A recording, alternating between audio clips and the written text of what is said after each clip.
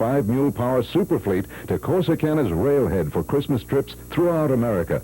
Today, your old hometown bakery occupies a city block, offers work to 500 Navarro County citizens at holiday time, who daily bake 80,000 pounds of deluxe fruitcakes for customers in 50 states and 194 foreign countries. Recipients of gold medals from Geneva, Vienna, and Paris, from the Gourmet Society of New York, the U.S. Department of Commerce Presidential E Award for Excellence in Exporting, and the Texas State Historical Commission. As the holidays draw near, we thank you for your friendship and support.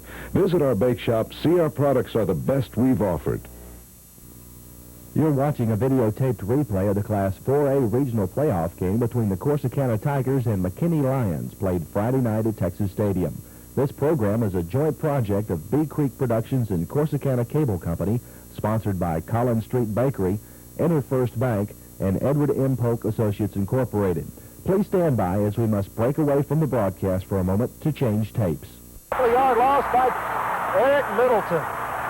And one of the better defensive plays that Eric Middleton has made tonight, getting in there very, very quickly, stopping him at that, dropping him back for a couple of 3 yards loss from the 38 back to around the 42-yard line, almost to the 43-yard line. That was Matthew Allen with the football, and he does not have the size of a Randy Simmons. Allen comes in listed at 165, where Simmons is listed at 215, and I think he runs to about 230, 235. Maybe, yeah. But a loss on the play of 3-4 yards back to the 41.5-yard line. Second down and 14 from that point. Men split wide to each side of the formation. Hona hands off to the tailback, and he has good yardage. That's number, well, it looks like number 6, but I'm not sure that that's who it was with the football. Maybe it's number 9, Junior Anderson. Anderson was the ball carrier, yeah. Anderson gets it up to the 35-yard line. They will still need about 8 yards for the first down, and the applause you hear in the background is for Randy Simmons, who now returns to the offensive huddle for the McKinney Lions. Scotty Scott provided a good block for Anderson that time to help him pick up some yardage, but the big man Simmons back into the ball game. Third down now from the 35-yard line. He is limping a little bit from the fullback spot. He is just a blocker this time. Pass is complete to the tight end at the 21-yard line. Immediately hit by Curtis McHenry. Is the tight end, number 88, I believe, Tommy Winburn. Yeah. Who makes the catch. He made the catch at about the 21-yard line. He was hit immediately by Curtis McHenry, but that's a big first down gain for the McKinney Lions. About 14 yards on the pass.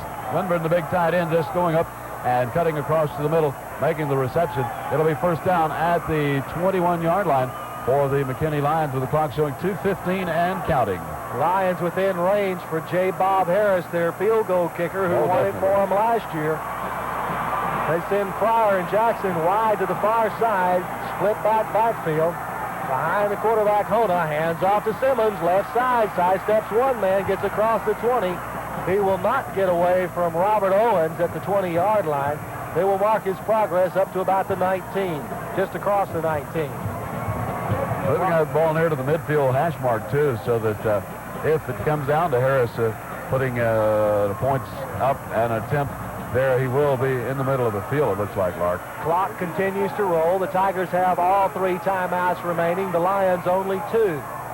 The clock is in favor of the Lions right now as they're inside the 20 at the 18. Second down and 7.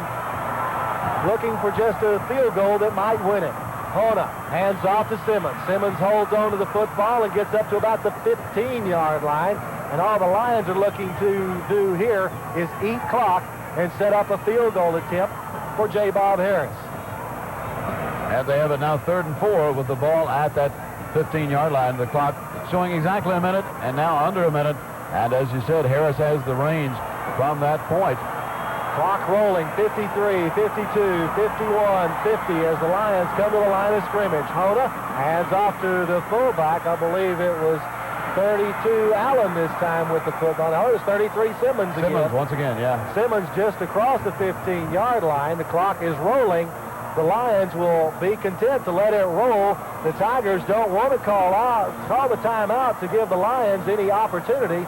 And the Lions are just going to let the clock continue to roll. It's 4th down and 3. And now someone has called a timeout. And who is it that called the timeout? Was it the Lions or the Tigers? Number 83, Mark Jackson, finally calling timeout for the McKinney Lions with 24 seconds. Timeout on the field. Our score, Corsicana 22, McKinney 21. Back with the final 24 seconds in 1 minute. Hi, I'm Billy Carroll with InterFirst Bank, and I'd like to tell you about some very special people, VSP. This program offers services and activities particularly for our customers who are 60 or older. We're offering no service charge checking for non-interest accounts, accidental death insurance, free traveler's checks, special seminars, and travel opportunities. Join friends like Nell Page here and be a part of VSP at the old reliable InterFirst Bank. Ensco Southwest Group Incorporated is announcing their new agency name, Edward M. Polk Associates Incorporated. They are changing their agency name and returning to their heritage in recognition of 3 generations of ownership by the Polk family, a name synonymous with insurance since 1895. The address and phone number will remain the same, 400 West Collins Street in Corsicana, 875-5671. They look forward to serving your insurance needs for many more years to come and wish the Tigers a victory in tonight's game. 4th down and 3 from the 14-yard line for the McKinney Lions with 24 seconds left in the game. The Lions lead 22-21. They called the timeout to be able to set up for the field goal. And now when they come to the line of scrimmage, the Tigers have called a timeout to try to ice Mr. Harris. They want J. Bob Harris to think about it just a few minutes more. Of course, last year he was the difference. 9-7, that final score. That, of course, kind of using their first timeout. They have 2 left.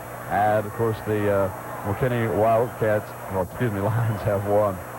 Well, the Tigers at least will get the football back with at least, I'd say 20 to 18 seconds left on the clock when they'll get the football back. Well, of course, he's a young man, as we said earlier, was kicking from 40, 42 yards out. And it was he who kicked 3 field goals last year to defeat these Corsicana Tigers by a score of 9-7. This is a big, big kick, not only for the Lions, but also for the Tigers. Somebody is going home. It'll be spotted at the 21, a 31-yard attempt for J. Bob Harris out of the hole of John Poe. Snap back, ball down, kick up. It's no good. Oh, it is good. It's good. It looked like it went wide to the right from my vantage point, but the officials down on the field said it was good. And once again, J. Bob Harris has hit a last-second field goal that may have won it for the McKinney Lions. There are, though, 20 seconds remaining on the clock for the Corsicana Tigers to work with. Well, 31 yards out for J. Bob Harris. That puts them ahead 24-22 as we have only 20 seconds left to play in the ballgame. Certainly looked from our vantage point as though he pushed the football and kicked it wide to the right, but the referees are standing right there underneath each goalpost, and they should be able to tell from that vantage point whether it's inside or outside the goalpost. And they said it was indeed inside the goalpost and gives the Lions a 24-22 lead with 20 seconds left in the ball game. An incredible football game here at Texas Stadium in the region playoffs between the Corsicana Tigers and the McKinney Lions. There's no losers on this field. They have really played their hearts out. Well, the McKinney Lions take that ball from their own 36-yard line. They used 4 minutes, 41 seconds. They went to 64 yards. In 9 plays, J. Bob Harris kicking it from 31 yards out to give the Lions a 24-22 lead. This has been quite a ball game, Lark. Tigers have 20 seconds left to do something with it, though, and they've been known to score very quickly. 20 seconds and 2 timeouts. They are not looking for a deep kick whatsoever. Oh, no. Harris has not kicked the ball deep all night. The Tigers have 3 men waiting at the 15. That is Marcus Hines, Daniel Morgan, and Mike Sims. They need a good return, if not a return all the way, a return close enough for John Lawhon to possibly kick a game-winning field goal. Lawhon has kicked a 32-yarder this year, kicked earlier in the evening a 31-yarder, but of course the Tigers are a long way from that goal line now. J. Bob Harris says he's ready. The official says, kick it on, son. And the approach is made. A low liner will be knocked down by Bo Bartee at the 25, up to the 30. To the 35 goes Bo Bartee. Clock continues to roll. 13 seconds is how much time Shannon Pascal will have to work for the Corsicana Tigers, as I'm sure we'll see quite a few passes thrown in the next 13 seconds. They also have 2 timeouts to work with, plus we'll have an injury timeout here, as there is a McKinney Lion down on the turf. With 13 seconds left to play, first play from scrimmage, the Corsicana Tigers go for the long bomb downfield. It was almost intercepted by the McKinney Lions, but a Tiger got in to take the ball away from the man who almost intercepted the pass. 2 flags thrown on the play, and it's a procedure penalty against Corsicana, so all that play did, Roy, was waste 8 seconds. 8 seconds. Well, I'm going to guess that Don Denbo looked up at the clock and saw there was a mere 5 seconds left. He wants to rethink his strategy here on what will more than likely be the last play of the game. It's first down and 15 from the 30 for the Corsicana Tigers. And it looks as though J. Bob Harris has once again did it to the Corsicana Tigers. Well, it certainly does appear that way. The young man who kicked the 3 field goals last year to interrupt Corsicana's playoff hopes, and has come in very calmly, kicked a 31-yarder here with just a few seconds left in the ball game this evening. And from all appearances, unless one of those Hail Mary kind of things comes about, would have caused the Corsicana Tigers to miss further competition in the playoffs in the 1986 season once again. The game has been every bit as exciting as it was billed to be.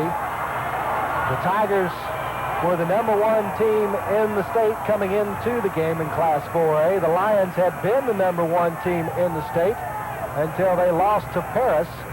And when they lost to Paris, that's when the Tigers took over the top spot. Tigers, of course, the only undefeated team still in the playoffs, and that appears to be over.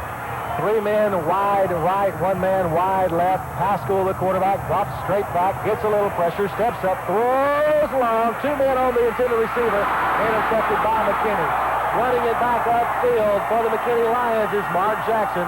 He will be tackled at the 40-yard line, and that will be the end of the football game.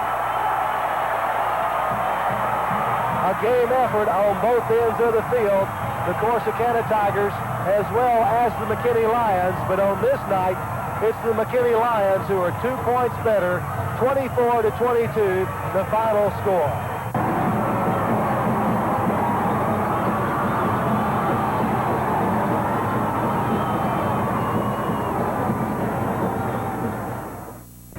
Many of our neighbors know the story. The coaches, the 1986 season has been one of frustration. Their record was 6-2 at midpoint. It is now 7-6. But with a win tonight, and in their final 2 games, the Cowboys still can make the playoffs. But the man they must stop tonight is Eric Dickerson, who is running away with the NFL rushing title. And it was Dickerson. I'm still not so sure how I got to the ball, but I do remember that when the ball was in the air and I was running down the field, the ball just seemed to stand still in midair. And I honestly believe I could see the laces on the ball, and I could read Pete Rozelle. One other really great game. What stands out? Again, it comes to Washington Redskin game, and I believe the year was 1979. Don't quote me on that one, but we were behind 2 touchdowns, and it was 2 minutes to go. And fortunately for me, Roger hooked up with me. We had 2 very, very important catches. Third down, no doubt. I believe they were third down. That was my thing. And people remember that game being finished off by Roger throwing to Tony Hill, but in my mind, the most significant catches in that last series were the 2 strikes that Roger threw to me.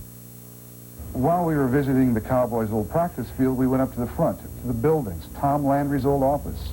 And what's here now but Drew Pearson's old Cowboy locker room? Yes, sir. What's this?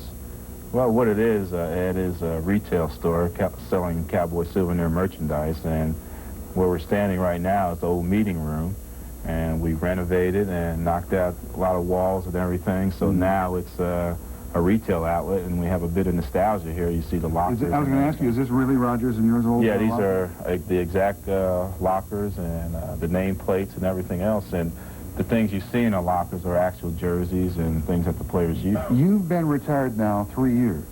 This is the third thing you're doing. Right. Should I visit you